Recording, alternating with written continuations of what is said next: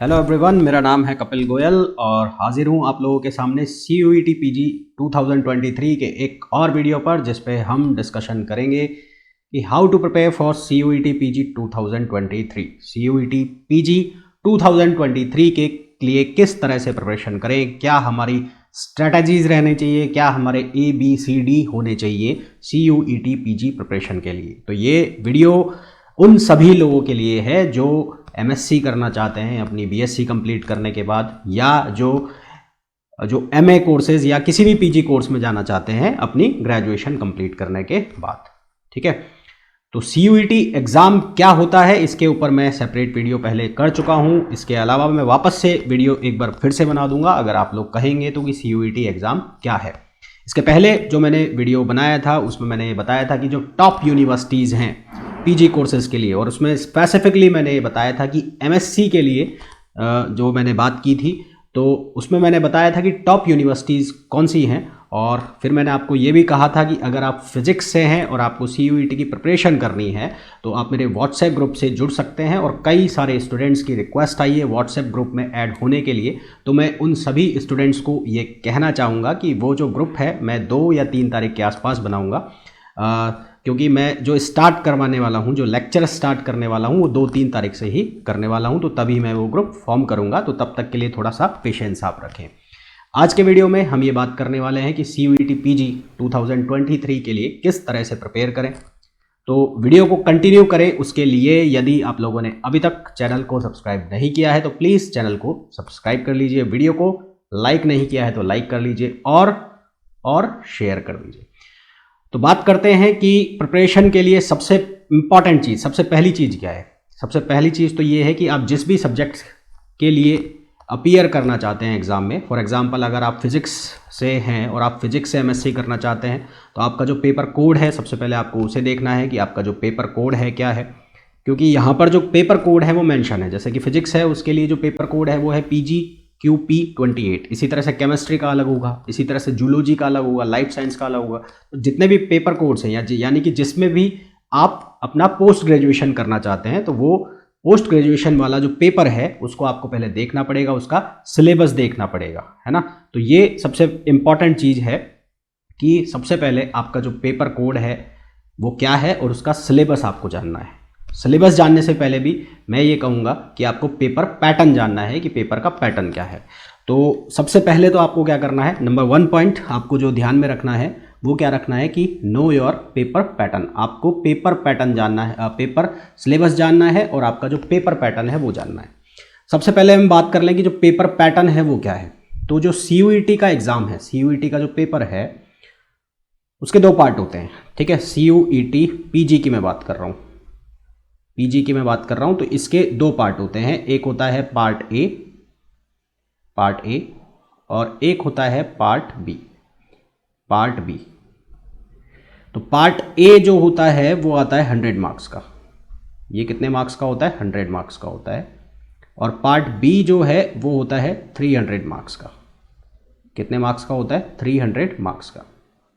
अच्छा, एक चीज़ आपको इम्पॉर्टेंट मैं ये बता दूं कि कई यूनिवर्सिटीज़, भाई CUET PG के बाद यूनिवर्सिटीज़ अपने अकॉर्डिंगली जो बच्चे हैं उनको शॉर्टलिस्ट करती है, क्योंकि कई यूनिवर्सिटीज़ मार्क्स कंसीडर करती हैं केवल और केवल बी पार्ट के। जैसा कि मैंने आपको पिछले वीडियो में भी बताया था कि JNU जो है वो केवल और केवल पार्ट बी के मार्क्स कंसीडर करती है, और कई यूनिवर्सिटीज़ दोनों के मार्क्स कंसीडर करती है। तो ये यूनिवर्सिटी टू यूनिवर्सिटी डिपेंड करता है कि वो किसके मार्क्स कंसीडर करें।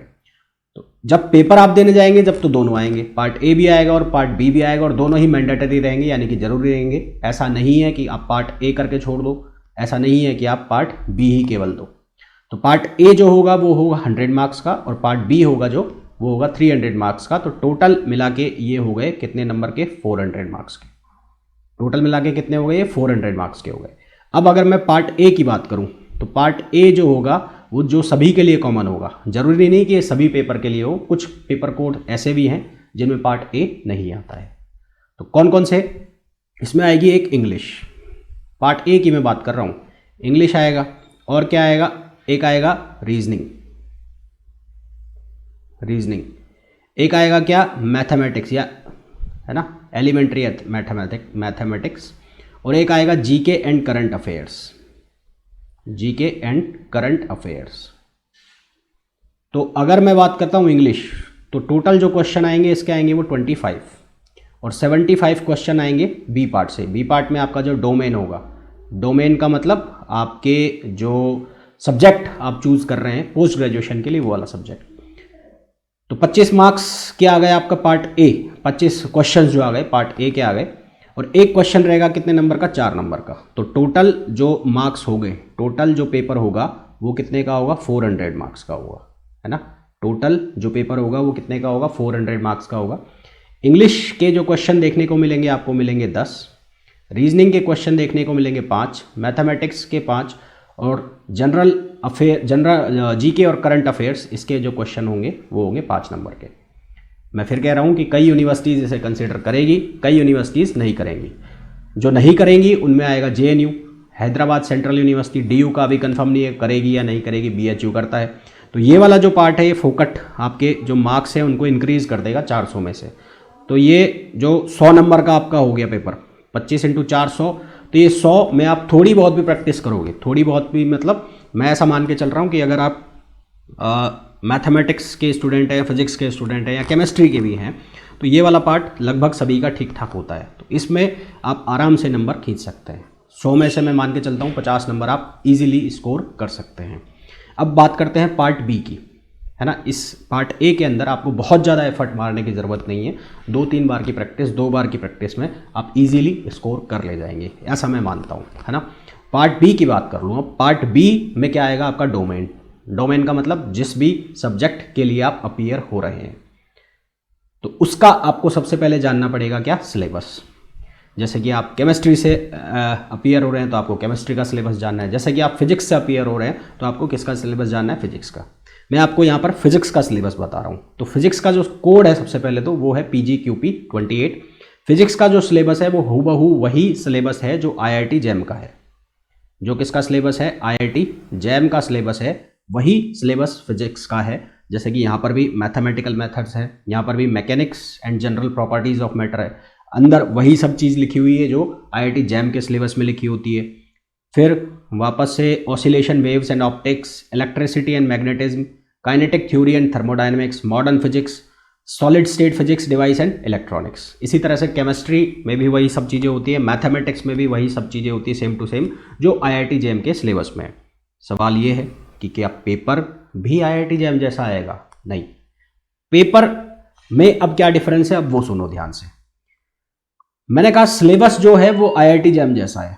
सिलेबस किसके जैसा है, IIT जैम जैसा है। पर जो IIT जैम का जो पेपर होता है वहां होते हैं 3 घंटे, 3 आवर्स।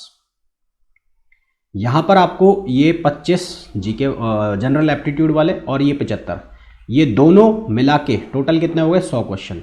तो ये 100 क्वेश्चन आपको खत्म करने हैं कितने, 2 आवर्स में। कितने आवर्स में खत्म करने हैं, 2 आवर्स में खत्म करने हैं। तो 2 आवर्स में खत्म करने का मतलब है कि जो पेपर है उसका लेवल कतई IIT JAM, GATE, CSIR NET उनके जैसा नहीं होने वाला है। पेपर बहुत सिंपल होगा, 1 लाइनर्स क्वेश्चन होंगे, फॉर्मूला बेस्ड क्वेश्चन होंगे, यानी कि जिसने फॉर्मूला बहुत अच्छे से रटा हुआ होगा, जिसको थ्योरेटिकल नॉलेज ठीक ठाक होगा, अच्छा सा होगा, वो इजीली स्कोर कर पाएगा। किसके अंदर, CUET PG के अंदर। ठीक है, तो ये तो बात हो गई किसकी, क्या सिलेबस रहने वाला है ना, क्या पेपर का पैटर्न रहने वाला है। अब फिर मैंने आपको ये भी बता दिया कि जो पेपर रहेगा वो उसका जो लेवल है वो CUET, उसका जो लेवल है वो CSIR नेट जैसा नहीं होने वाला बिल्कुल भी। उसका जो लेवल है IIT जैम जैसा नहीं होने वाला, इसके जैसा भी नहीं होने वाला। उसका जो लेवल है गेट जैसा भी नहीं होने वाला, बिल्कुल नहीं होने वाला। तो क्या आएगा उसमें ज़्यादातर जो क्वेश्चंस आते हैं वो 1 लाइनर क्वेश्चंस आते हैं। कौन से आते हैं, 1 लाइनर क्वेश्चन। कौन से क्वेश्चन आते हैं, फॉर्मूला बेस्ड क्वेश्चन। तो इसका मतलब इसकी जो पहली इंपॉर्टेंट मैंडेटरी चीज़ हो गई, इसके लिए जो पहला जो रामबाण हो गया किसके लिए, CUET की प्रिपरेशन के लिए, वो हो गया फॉर्मूला। तो जितने ज़्यादा आप फार्मूलाज रिवाइज करेंगे, जितने ज़्यादा फार्मूला बेस्ड क्वेश्चन की प्रैक्टिस करेंगे, उतना ही ज़्यादा आप स्कोर की तरफ बढ़ेंगे। ये मैं बात कर रहा हूँ फिजिक्स के लिए, MSc के लिए, केमिस्ट्री के लिए, है ना, इन सब चीज़ों के लिए। तो फॉर्मूला प्लस 1 लाइनर क्वेश्चंस, ये इस तरह के जो क्वेश्चंस होंगे ये आपको बहुत ज़्यादा प्रैक्टिस करने हैं, बार बार पढ़ने हैं। जिन लोगों ने IIT जैम की प्रिपरेशन की है या गेट की प्रिपरेशन की है और उनकी प्रिपरेशन हो गई बर्बाद, यानी कि वो पूरी तरह से प्रिपरेशन नहीं कर पाए हैं, तो अभी भी उनके लिए पास सफिशेंट टाइम है। या जो लोग सोच रहे हैं हम कि हमें MSc में आगे चल के एडमिशन लेना है पर अपनी प्रिपरेशन नहीं है, तो अभी भी उनके पास 3-4 महीने हैं। वो अभी भी अपनी जो BSc वाली बुक्स हैं, कौन सी बुक्स, BSc वाली जो उनकी किताबें हैं BSc वाली, उनको उठाएं और उनमें से जो फॉर्मूला बेस्ड क्वेश्चन है उसकी जो थ्योरी है उसको पढ़ना चालू करें। और अगर आपके पास शॉर्ट नोट्स हैं तो बहुत ही अच्छी बात है, नहीं तो शॉर्ट नोट्स भी बनाना चालू करें, अंडरलाइन करना चालू करें। ठीक है, तो आपको बहुत ज़्यादा प्रैक्टिस की ज़रूरत, बहुत ज़्यादा की नहीं है। आप 2 से 3 बार फार्मूला रिवाइज करें, फार्मूला के लिए शॉर्ट नोट्स बनाएं, उनको बार बार पढ़ते रहें और उनके ऊपर क्वेश्चन करते रहें, चाहे वो असाइनमेंट से रिलेटेड हों, चाहे वो प्रीवियस ईयर पेपर से हों, और चाहे उनकी कोई गाइड हो, वो सारी चीज़ें आप कर सकते हैं। और बहुत ज़्यादा टफ की तरफ जाने की ज़रूरत नहीं है। मतलब आप इतना एफर्ट मार रहे हैं कि आपने गेट के पेपर उठा लिए, आपने जैम के पेपर उठा लिए, वो उठा सकते हो, पर कब उठा सकते हो, जब ये आपका बेसिक जो वर्क है वो पूरा हो जाए। तो पहली चीज़ तो आपको क्या करनी है, ये जो थ्योरेटिकल वाला पार्ट है उसको अच्छा करना है। उसके बाद फॉर्मूला बेस्ड जो क्वेश्चन हैं जितने हैं उनको सारे कवर करने हैं आपको। ठीक है, अच्छा, उसके बाद क्या करना है, अब आपने प्रैक्टिस भी कर ली, फॉर्मूला भी कर लिए, उसके बाद आप लगातार टेस्ट देते रहें। जैसे अभी मैं बात कर रहा हूँ, अभी जनवरी है, एग्ज़ाम की बात करें तो जून में जाके एग्ज़ाम होगा, तो टेस्ट आप असाइनमेंट वाइज जो टॉपिक वाइज टेस्ट हैं वो देना चालू करें। टॉपिक वाइज टेस्ट हो गया, सब्जेक्ट वाइज टेस्ट हो गया, तो इस तरह से आप टेस्ट देना चालू करें, टॉपिक वाइज, सब्जेक्ट वाइज। और नहीं तो कई गाइड भी आती हैं जो टेस्ट पेपर के लिए होती हैं, उन गाइड्स का यूज़ करें, टेस्ट देना चालू करें, तो उससे आपको पता लगेगा कि आप कितना प्रिपेयर कर पा रहे हैं, कितनी ज़्यादा आपकी अच्छी प्रिपरेशन है।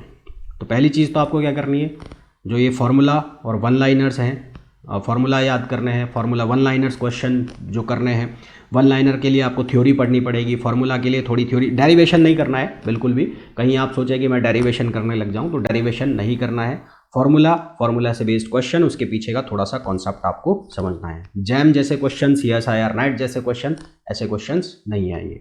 फिर आपको क्या करना है, टेस्ट पेपर देने हैं। टेस्ट फिलहाल अभी आप स्टार्टिंग पे हैं प्रिपरेशन के, तो आप सब्जेक्ट वाइज टेस्ट दे सकते हैं, आप टॉपिक वाइज टेस्ट दे सकते हैं, जिससे आपकी इवैल्यूएशन हो जाएगी कि आप कितना ज़्यादा अच्छा परफॉर्म कर पा रहे हैं। तो ये 2 चीज़ें तो आपको कंफर्म करनी है, मैंडेटरी है।